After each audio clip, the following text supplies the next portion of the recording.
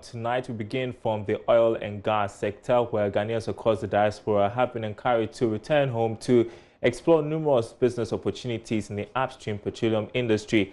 Now, CEO of the Petroleum Commission, Egbefebo Jr. says although the upstream sector is evolving, it seeks to create fair and equitable competition in a credible manner. He was speaking at the Offshore Technology Conference, which just ended in Houston, Texas, in the U.S. CEO of the Petroleum Commission, Egbefebo Jr. was speaking at an oil and gas SME networking session at the just-ended Offshore Technology Conference in Houston, Texas, in the U.S. The session afforded Ghanaians in diaspora a platform to understand the country's oil and gas sector and collaborate with Ghanaian SMEs in the upstream sector to tap into several opportunities. Our local content law, LI 2204, if you look at, I think, section 1 thereof, it makes it very clear the objects of the law. We want to develop the international competitiveness of Ghanaian businesses in the upstream space. But what we are seeing is a certain pattern where the same companies keep winning contracts over and over and over again. And so what happens is that we see the creation of monopolies and duopolies and oligopolies. We do not want that as a commission. And so for those like the 10 and Jubilee partners and also ENI, we are always in constant engagement with them. Allow others to also have a certain entry. Why cannot we the same people all the time?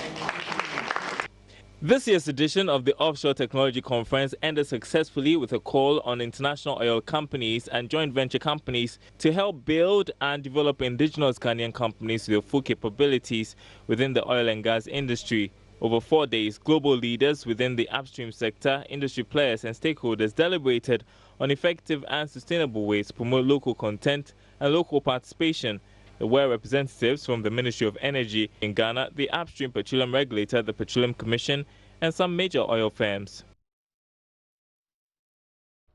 Convener of the Third World Network, Dr. Yao Graham, has argued that government's fight against illegal mining can't be won if livelihoods of poor communities engaged in the act are not improved upon.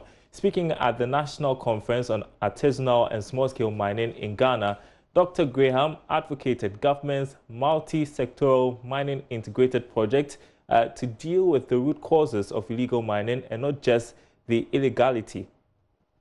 Speaking at the conference, Executive Director of the Third World Network, Dr. Yao Graham, noted that government fight against illegal mining cannot be won if the poor livelihood of communities most engaged in the nefarious acts are not improved upon. Already, farmers are allowing Galamsey people to dig up their farms because when they look at the economic return, it is better than farming. Now, you can sit in your air-conditioned office driving a government-provided four-wheel drive and make moral judgments that people should not be giving their farms up to be dug.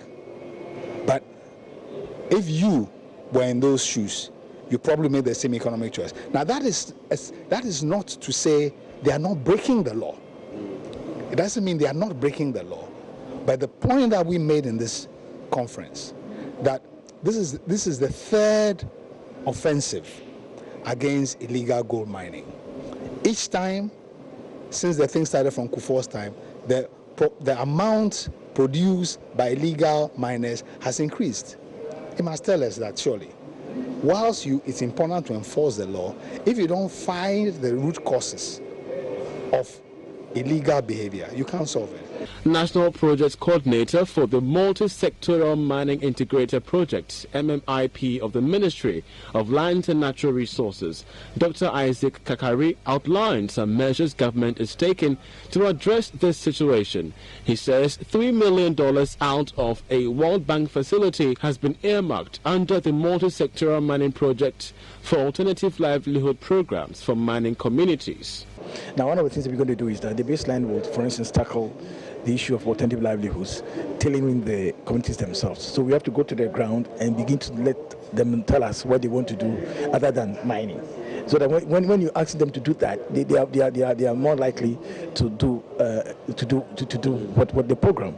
The National Conference placed a spotlight on the role and place of gold and salt mining, looking at the policies that govern the sector. Despite various interventions by governments to curb the menace of illegal mining across the country, stakeholders at this national conference believe the causative to illegal mining, which is poverty across all boards, must be the major issue to be addressed by government moving forward. I'm Charles Aide for Joy Business. Well, let's talk about salt now. Convener of the Third World Network, Dr. Al Graham, says the country can rake in millions of Ghana cedis from the salt industry. He says this will be possible if the sector is given the required support and attention. Dr. Graham spoke with Joy Business earlier on the Artisanal and Small-Scale Mining Conference, which continues tomorrow. They are declining rather than us going up, It's not as significant. I think what we should be interested in, what are the dynamics of the industry inside Ghana? That's what is important for us. Because if, say, the bulk of your output is produced by foreign firms who take away most of the value as their earnings and various forms of payment, okay, as opposed to South Africa, where many of the mines are owned by locals. The economic value of the enterprise for the economy is different. Secondly, South Africa produces a lot of, say, mining-related equipment, there's beneficiation, research labs, services related to it, in a way that we don't have those linkages in Ghana. So their gold value may be dropping, but the importance of the mineral industrial complex is much more significant in South Africa than it is in Ghana. Turning to one of our top stories tonight, shareholders of MTN have expressed mixed reactions about the performance of the company's shares on the Ghana Stock Exchange. Some say they welcome the move by the company to pay 5 pesos per share for the first year after the listing, and that they want the company to do more in getting good returns for investors and shareholders. Meanwhile, MTN Ghana recorded a strong growth, with revenue increasing by 23.5%, driven by data and digital revenue. Ebenezer Sabote has more. At its maiden annual general meeting after the company listed on the Ghana Stock Exchange, shareholders say current share price and dividends can be improved upon to attract more investors or encourage a buyback of shares. Difference, as in how we bought it now and what we'll be given at the end of the year. So I'm not quite happy about it, but we are looking forward to see a change. We was not okay. We were okay. But that's why we asked a lot of questions that they should do something about it. So we are looking at them. So, all right, thank you very much. They disappointed the shareholders. They started on the stock market with 78 pesos a share. It rose to 85. And people went out to the banks to borrow money to come and invest with them, with the view that they'll do very well and they can pay their debts with the banks. This thing went up to 93 pesos a share. Then lo and behold, it came down to 69.70. So how could a shareholder pay the bank's bill?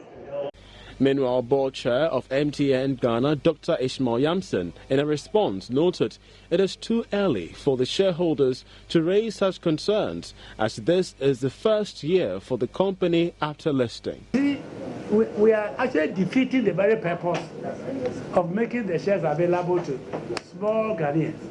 Now you have encouraged all these small Ghanaians to save their money and invest on the stock exchange. Now, because the larger economy is having problems, the stock exchange is suffering, and now the small Ghanaian investor is losing confidence in the economy and in the stock exchange. So the Ghana Stock Exchange needs to be worried about what's going on. So that should be my brief. So as the question of buying back, I think it would be rather too short a reaction to take at this stage. MTN, in its post-listing on the Ghana Stock Exchange, recorded a remarkable performance last year, with mobile money contributing 17.7%.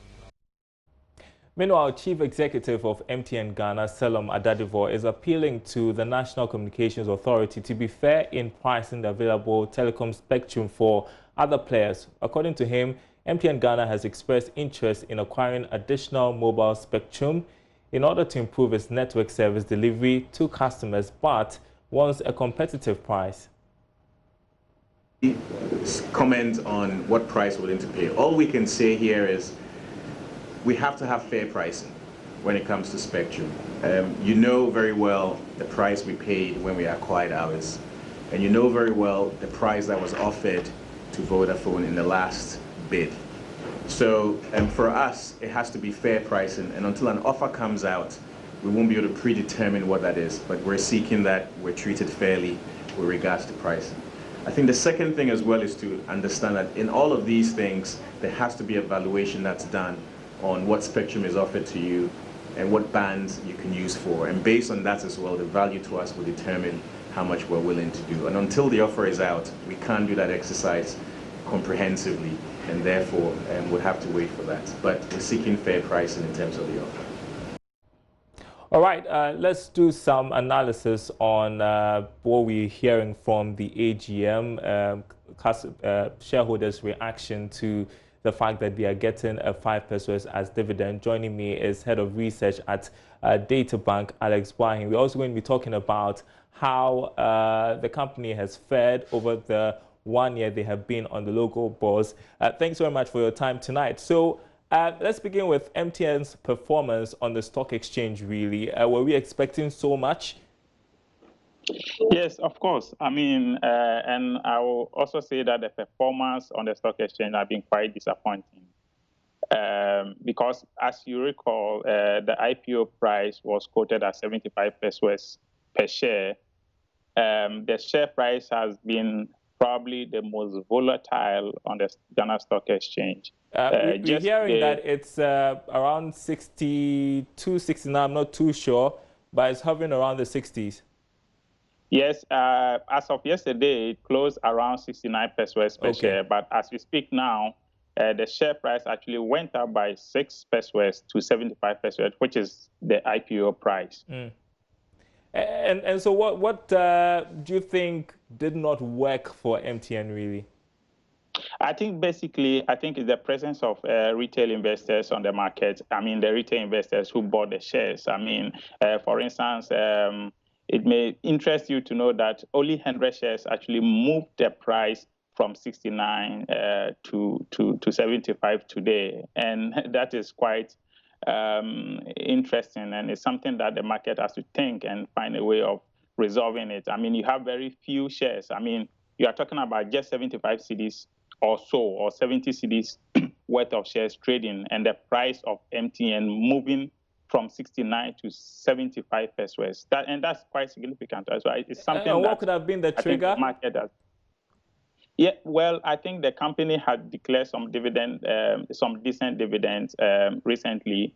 Most recently is the one that was declared, the 3 pesos, the 3 Ghana pesos that was declared. Last year also, they declared an interim dividend of 2 pesos. So if you add this together, you are talking about 5 pesos per share, which is quite decent if you look at what other companies are paying on the stock market. In fact, dividend payment over the past 2 years or so has been quite disappointing on the Ghana Stock Exchange. I mean, you are talking about an average dividend yield, which used to be around 6%. Now you are looking at something just around maybe 2-3%. But MTN's dividend yield so far is around 6%, which is quite significant considering what the market is paying at the moment. Yeah, you're describing the dividend as quite decent. I don't think some of the shareholders of MTN agree with you, because what our reporter is saying is that most of them were disappointed. Those that are disappointed, are they justified? Yes, I think if you understand the dividend history, or the dividend payment history, or the dividend yield history on the market, I think you won't find this disappointing. As I mentioned, So far, if you work the numbers together, MTN actually paid about, or is paying about 80% of their profit to shareholders as dividend. And if you compare that to some of the companies that also pay quite good dividend on the market, this is quite high. We are talking about dividend yield, which is sort of a return that you get in terms of dividend. You know, we have two returns or two types of returns that investors will receive by holding MTN shares. One is capital gain and the other is dividend yield. So even if the stock price doesn't move up that much for you to sell and realize capital gains, you can still make some return on your investment through dividend yield. And this is through dividend, and this is what we call dividend yield. And so far, MTN is doing around 6-7%, and which is above what other listed companies are actually paying at the moment on the stock exchange. I guess this is the big question. I mean, do you think that MTN Ghana's listing on the local bourse was overly hyped, and so that for that matter, it raised the hopes of so many people? No, I wouldn't think so. For me, I think MTN is one of the best companies in terms of the strength of its fundamentals listed on the Ghana Stock Exchange. So it has actually allowed portfolio managers, especially domestic portfolio managers, to have that opportunity, which otherwise was not available, to diversify their portfolio into the telecom sector. And telecom sector, as you already know, is one of the growing sectors in Ghana. So I think the IPO was a step in the right direction. And going forward, I think MTN will continue to deliver a solid profitability and reward its shareholders with more dividends. Well, Alex, you have been monitoring this space for some time, so you know how some of these things work out. So tell me what your projection is going into the next year. How do you think that MTN can recover or would recover? Would they? Solid. I mean, what we have seen so far is that the company's profitability is being driven by its mobile money business and also data revenues, which both are growing by probably more than 20%. So this is a high growth, even though the company is a bit mature when it comes to delivery of voice service or voice calls. The data and the mobile money is actually going to be the next growth, or is going to be the next growth factors in the company, and it will drive the company's growth going forward significantly. And MTN profitability will continue to soar. All right. Thanks very much for your perspective tonight. Alex Wahin works with DataBank over there. It's consoling your final words, I guess, for customers or shareholders who have been left disappointed by what they are receiving as dividend at the end of 1 year. Well, let's move on. You're watching Business Live. The Aviation Ministry has indicated that government may now have to invest some funds in the proposed home-based carrier to enable its takeoff soon. Under the current arrangement with its partners, government is supposed to hold 10% stake in the carrier without investing any capital, but it appears that may have to be reviewed. Technical Director at the Aviation Ministry, William Oyen, has been throwing more light on this development. 59% is actually for Ethiopian and other foreign investors. The 51, 10% will go to government, and the 41% to Ghanaian institutional investors, as well as stock exchange. It's up to us to decide how much will go to stock exchange, depending on how many institutional investors express interest and are ready to participate. But having said all that, the process is long. They might not be ready. So what we're doing is to get Ethiopian ready, and the 51% will find a way of providing the liquid cash, the working capital, to start, so that we will take our time, build the confidence, and then the investors from the local content side would also come on board. Okay, so when you say we, is it to say government is going to then go and take care of the 51% before later giving it off? That is what we are looking at. It's a model that we have to send a proposal to cabinet for. So now, although the ban The Bank of Ghana has currently banned the practice of pricing and advertising in dollars. Some checks by Joy Business have shown that the practice is still persistent. The Ghana Revenue Authority has ruled out the possibility of importers complying with the central bank's regulation. But how possible will it be for other stakeholders to also comply? Karin Dodu has the rest of the story. The pricing of goods and services in foreign currencies, or dollarization of the economy, is a key contributor to the depreciation of the cedi. However, in order not to make losses, businesses, particularly in the real estate and hospitality industry, price and advertise in dollars due to its stronger value. But what has changed following the Bank of Ghana's notice? Well, from checks in the dailies and on the internet, it shows that not much has. Following the notice from the Bank of Ghana, I decided to do some checks to find out if ratings by hotels have been changed to cedis or they're still the same. And not so surprisingly, checks by some popular hotels, 5-star and 4-stars, reveal that the rates are still in dollars and mostly without the cedi equivalent. So all these ones in dollars, stating the rates, some with discounts, but all not with a Ghana cedi. But then another interesting thing I discovered from my check showed that port charges by the Ghana Revenue Authority are also in dollars. So it says for importing a passenger car, you pay $566. Goes on mentioning various vehicles and their journey costs. So clearly the fight against the dollarization of the economy should not only be a problem of imported goods or goods believed to be from the foreign markets, but the fight should start with government. Well, let's move on to something exciting. Nestle Ghana are no strangers to the Joy Sports Invitational. They boast of 5 trophies, yes, 5 including the Team Spirit Award from last year. This year, they say they are coming with a new strategy to add to their trophy haul. We hear from Can Manufacturing Manager Evans Mensah and Team Spirit Lead Benjamin Amakuji. My new strategy I'm coming with this year is called Spakotomana.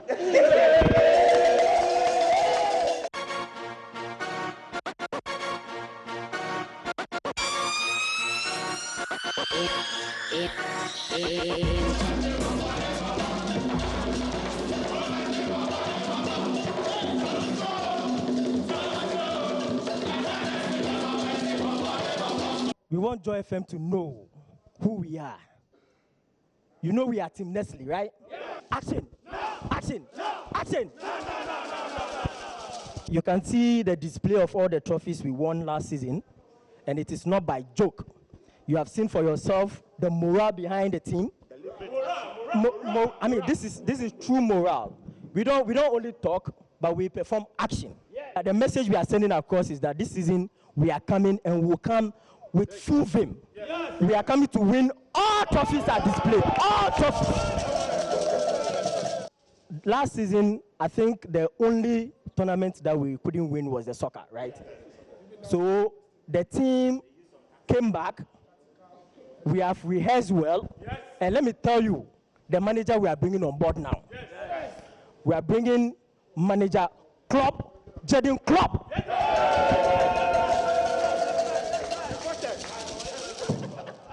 We have in our midst also Mohamed Salah.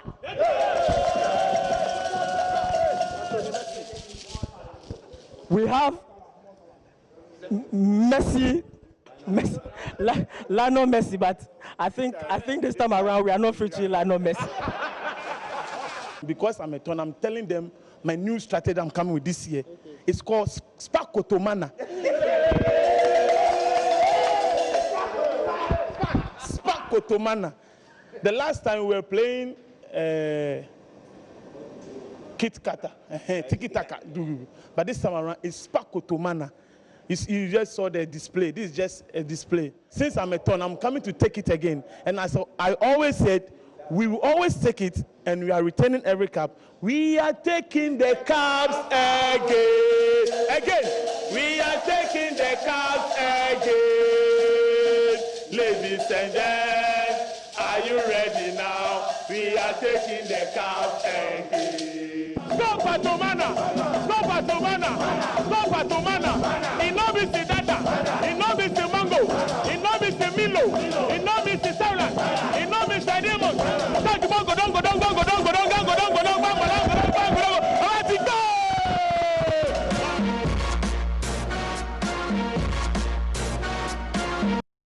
Nestle Ghana fired up for the Joy Sports invitation.